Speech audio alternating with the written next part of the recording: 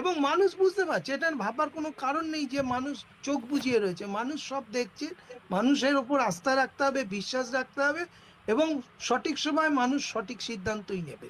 বাংলাদেশকে আমরা সম্মান করি এই কারণে, শ্রদ্ধা করি বাংলাদেশের প্রতিটি নাগরিককে, কারণ আমি বারবার বলেছি, একটা দেশ তারা দুটো স্বাধীনতা সংগ্রামের লড়াই লড়েছে।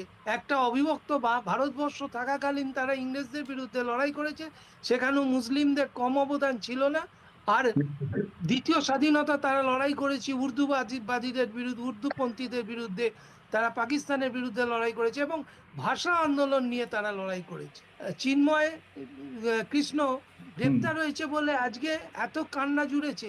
যেদিনকে শেখ হাসিনার ক্ষমতায় থাকাকালীন দুর্গা পুজোয় তাণ্ডব চলেছিল, সেই দিনকে কেন রাস্তায় নামিনি?